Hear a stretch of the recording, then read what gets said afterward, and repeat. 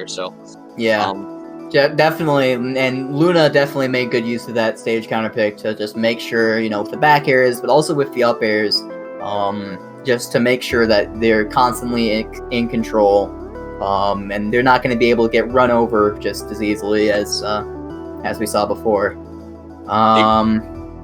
Ooh, okay, this is going to be an interesting one coming up. So we have ELPE versus Heyodogo.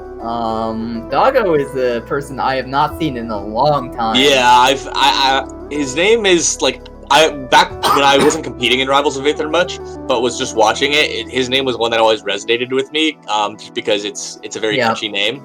So I definitely recall seeing him in the older days when I'd watch Rivals. I think it was, I want to say either Season 2 or Season 3, sometime around then, but that was definitely when he was pretty active, and he was a very notable Orcane at the time. Mostly stick to online, but he was able to beat a lot of good players, so...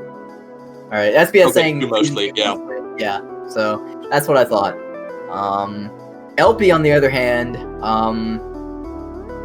Ohio player, who recently moved to Texas, actually, so he's in Texas now. So I think there's about 2 Texas people who are playing against each other.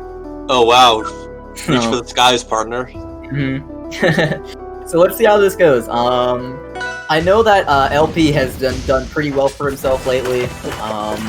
Had a pretty good run at Frostbite 2019, and since then he's kind of just stuck around. He's done pretty well for himself online. I'm excited to see how this goes. Yeah, and we see there gets that quick stock. Having Lily on the platform there, if you can pop him up, it just goes so quick. Yeah, Doggo not ready with that DI. And yeah, oh no. Unfortunate SD there for Doggo. Already looking a little rough so far, but just a bit of flubs if anything. Yeah.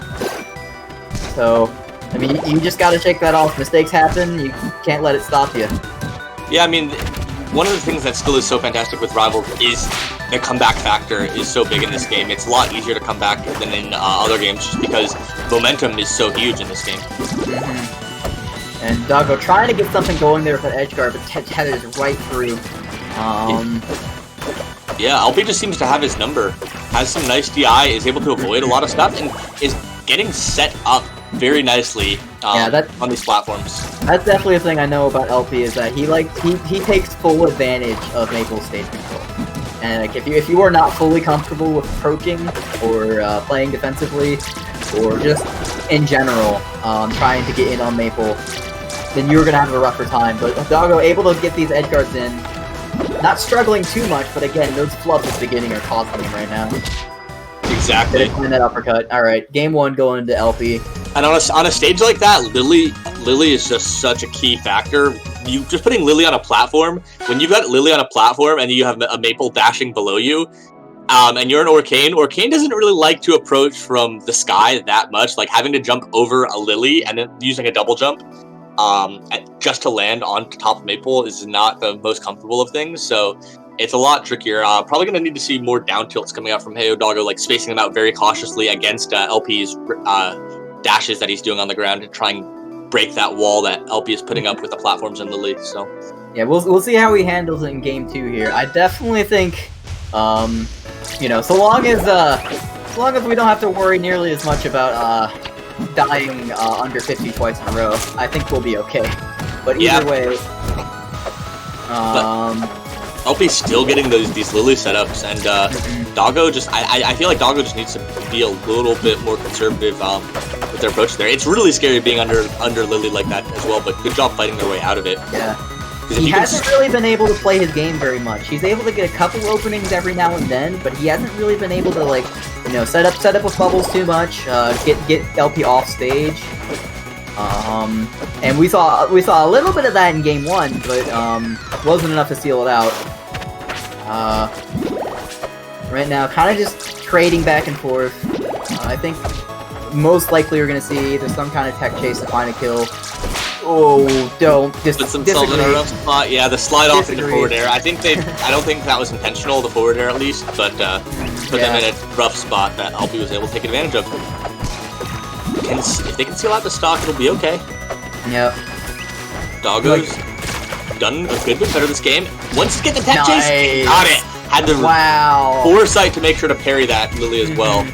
Yeah, and ELPE with a bit of a panic parry almost. Like he probably could have been able to run away safely from that because Doggo had to parry Lily. Yeah, But, exactly. Definitely was risky. Definitely was a good call on Doggo as well.